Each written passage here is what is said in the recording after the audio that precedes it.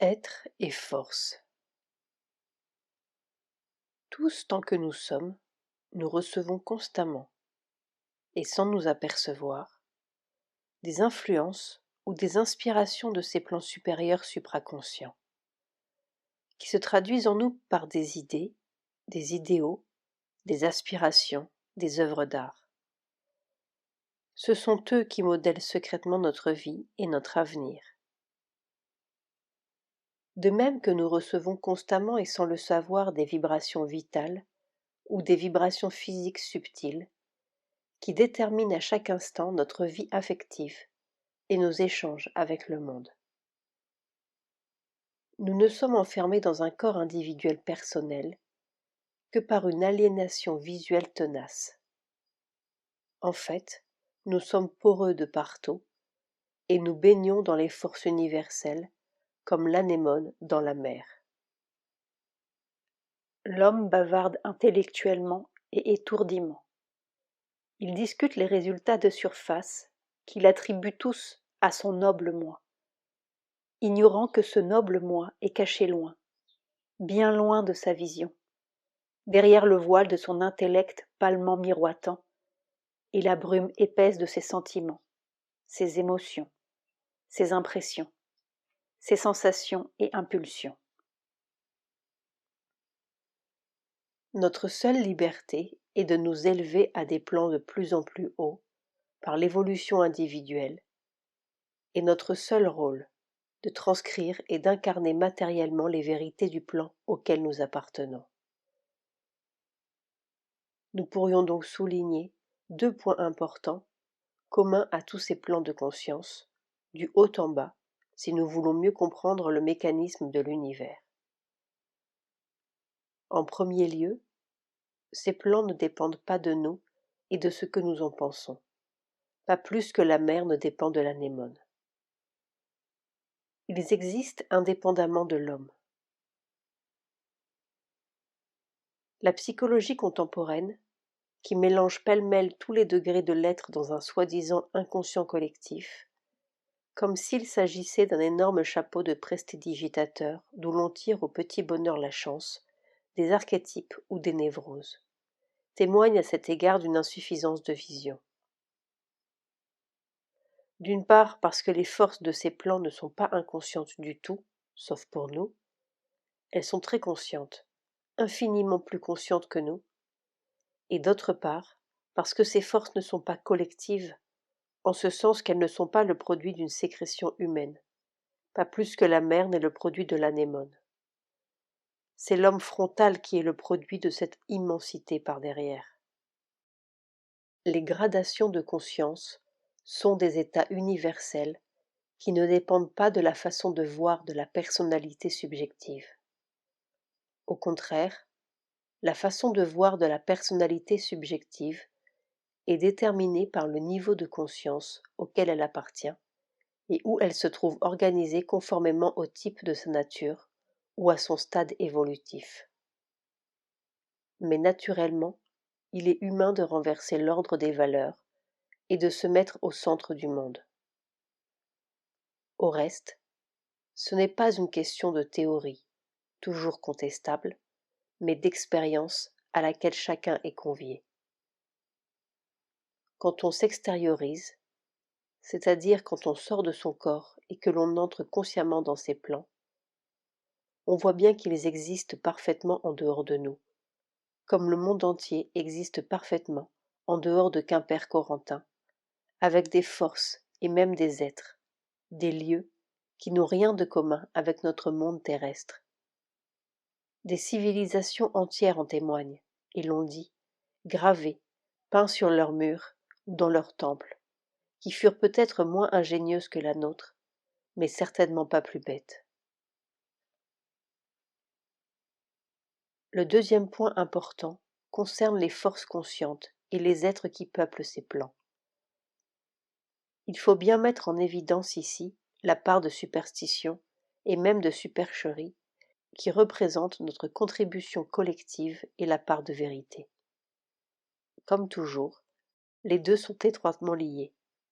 C'est pourquoi le chercheur intégral, plus que tout autre, devra être armé de cette claire austérité sur laquelle Sri Aurobindo insistait tant, et ne pas confondre la supraraison avec la déraison. Pratiquement, quand on entre consciemment dans ces plans, soit dans le sommeil, soit en méditation, soit en extériorisation volontaire, on peut voir deux sortes de choses. Des courants de force impersonnels, plus ou moins lumineux, ou des êtres personnels. Mais ce sont deux façons de voir la même chose. Le mur entre ce que l'on appelle conscience et force, impersonnel et personnel, devient très mince quand on passe derrière le voile de la matière. Si l'on regarde un processus du côté de la force impersonnelle, on voit une énergie ou une force en action qui fonctionne dans un but et produit un résultat. Si l'on regarde du côté de l'être, on voit un être qui possède une force consciente, qui la dirige et l'utilise, à moins que cet être ne soit lui-même le représentant d'une force consciente et utilisé par elle comme l'instrument d'une action particulière. La science moderne a découvert que si l'on regarde le mouvement de l'énergie, elle se présente d'un côté comme une onde et se comporte comme une onde, et de l'autre comme une masse de particules qui se comporte comme une masse de particules, et chaque côté fonctionne à sa manière. C'est un peu le même principe ici. Certains chercheurs ne verront donc jamais d'êtres, que des forces lumineuses. D'autres ne verront que des êtres, et jamais des forces. Tout dépendra de leur attitude intérieure, de leur aspiration, leur formation religieuse ou spirituelle, et même culturelle. C'est ici que la subjectivité commence, et avec elle les risques d'erreur ou de superstition. Mais la subjectivité n'est pas une disqualification de l'expérience. C'est simplement le signe que la même chose peut être vue et transcrite de différentes manières suivant notre formation. Nous voudrions bien savoir si deux peintres ont jamais vu même paysage de la même manière, pour ne parler que de nos réalités concrètes. Le critère de la vérité, à en croire les légistes du naturel ou du surnaturel, devrait être une immuable constance, mais il se pourrait bien que ce soit le critère de notre engourdissement. La multiplicité des expériences prouve seulement que nous nous approchons d'une vérité vivante, non d'un résidu durci comme le sont nos vérités mentales et matérielles. En outre, ces forces conscientes, très conscientes, peuvent prendre toute la forme qu'elles veulent, non par supercherie, mais pour se rendre accessibles à la conscience de ceux ou celles qui s'ouvrent à elles ou les invoquent. Telle sainte chrétienne, par exemple, qui a la vision de la Vierge, et telle indienne qui a la vision de Durga, voient peut-être la même chose. Elles sont peut-être entrées en contact avec le même niveau de conscience et les mêmes forces. Mais il est bien évident que Durga ne signifierait rien pour une chrétienne, et que si par ailleurs cette force se manifestait à l'état pur, c'est-à-dire sous forme de vibrations lumineuses impersonnelles, elle ne serait pas accessible à la conscience du fidèle de la Vierge, ni du fidèle de Durga, ou en tout cas ne parlerait pas à leur cœur. La dévotion aussi a ses droits. Tout le monde n'est pas assez développé pour comprendre l'intensité d'amour qu'il peut y avoir dans une simple petite lumière dorée, sans forme. Mais ce qui est plus intéressant encore, c'est que si un poète, Rimbaud ou Shelley par exemple, s'ouvrait à ces mêmes plans de conscience, il verrait encore autre chose, qui pourtant est toujours la même chose. Il est bien évident que ni Durga ni la Vierge ne font partie de leurs préoccupations. Ils percevront alors, peut-être, une grande vibration ou des pulsations lumineuses, des ondes colorées, qui se traduiront en eux par une émotion poétique intense. Rappelons Rimbaud. Ô bonheur, ô raison, j'écartai du ciel l'azur, qui est du noir, et je vécus, étincelle d'or de la lumière nature. Et cette émotion sera peut-être du même niveau de conscience, ou de la même fréquence, si l'on ose dire, que celle de la mystique indienne ou chrétienne, bien que la transcription poétique de la vibration perçue puisse sembler aux antipodes de toute croyance religieuse. Et le mathématicien, qui tout à coup, dans un éclair qui le transporte de joie, voit une figuration nouvelle du monde, a peut-être lui aussi touché à la même hauteur de conscience, à la même vibration révélatrice. Parce que rien ne se passe dans les airs, tout est situé quelque part, sur un plan, et chaque plan a sa longueur d'onde, son intensité lumineuse, sa fréquence vibratoire particulière, et l'on peut toucher au même plan de conscience, à la même illumination par des milliers de voies différentes. Ceux qui ont dépassé, ou cru dépasser le stade des formes religieuses, auront vite fait de conclure que toutes les formes personnelles sont trompeuses, ou d'une nature inférieure, et que seules les forces impersonnelles sont vraies. Mais c'est l'abus de notre logique humaine qui voudrait réduire tout le monde à l'uniformité. La vision de Durga n'est pas plus fausse ou imaginaire que le poème de Shelley, ou que telle équation d'Einstein qui furent vérifiées 10 ans plus tard. L'erreur ou la superstition commence quand on dit que seule la Vierge est vraie au monde, ou seule Durga, ou seule la poésie. La vérité réconciliatrice serait de voir que toutes ces formes procèdent d'une même lumière, divine, à des degrés variables. Mais ce serait une autre erreur de croire que les forces dites impersonnelles sont des forces mécaniques améliorées. Elles ont une intensité, une chaleur, une joie lumineuse qui a toute la présence d'une personne sans visage, pour quiconque a jamais été envahi par un torrent de lumière dorée, une éclosion bleu saphir, un étincellement de lumière blanche. Il n'est plus de doute qu'avec cet or vient une connaissance spontanée pleine d'allégresse. Avec ce bleu, une puissance solide.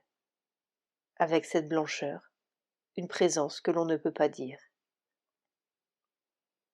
Il y a des forces qui descendent comme un sourire. Alors vraiment, on comprend que le mur personnel-impersonnel, conscience, force, est une distinction pratique de la logique humaine, sans rapport avec la réalité, et qu'il n'est pas besoin de voir des personnages pour être en présence de la personne. Pratiquement, la seule chose essentielle est de s'ouvrir à ces plans supérieurs. Quand on y entre, chacun reçoit suivant sa capacité et ses besoins, ou son aspiration. Toutes ces querelles entre matérialistes et religieux, philosophes et poètes, et peintres et musiciens, sont les enfantillages d'une humanité débutante, où chacun voudrait loger tout le monde à son enseigne.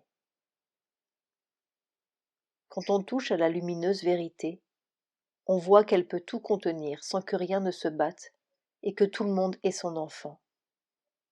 Le mystique reçoit la joie de celui qu'il aime, le poète reçoit de la joie poétique, et le mathématicien de la joie mathématique, et le peintre des révélations colorées.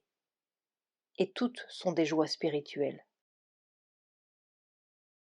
Pourtant, la claire austérité est une protection puissante, car malheureusement, tout le monde n'a pas la capacité de s'élever à de hautes régions où les forces sont pures. Il est beaucoup plus aisé de s'ouvrir au niveau vital, qui est le monde de la grande force de vie, du désir et des passions, celui que connaissent bien les médiums et les occultistes. Et là, les forces inférieures ont au fait de prendre des apparences divines sous des couleurs éclatantes, ou des formes terribles.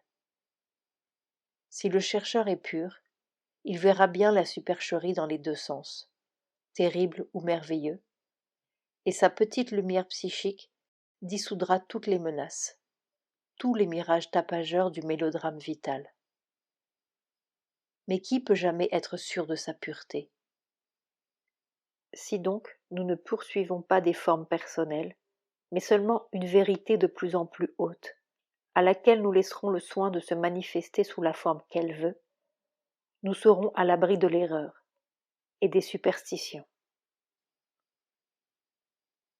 Nous pouvons essayer, maintenant, de donner un aperçu de ces gradations supraconscientes, telles qu'on les découvre lorsque l'on ne succombe pas à l'inconscience extatique, et telles que Sri Aurobindo en a eu l'expérience. Et il est certain que ce qui se rapproche le plus de la vérité universelle, ce ne sont pas des formes, toujours limitées et relatives à une tradition ou une époque, encore que ces formes aient leur place et leur vérité, mais des vibrations lumineuses. Et répétons-le, quand nous disons vibration, nous n'entendons pas quelque mécanique ondulatoire sans contenu, mais des mouvements de lumière qui contiennent inexprimablement la joie, l'amour, la connaissance, la beauté, et toutes les qualités qui revêtent diversement et à divers degrés les hautes manifestations de la conscience humaine, religieuse ou non. Une lumière qui n'est pas née du soleil, ni de la lune, ni du feu. Une lumière qui demeure dedans et voit dedans, versant une visibilité intime.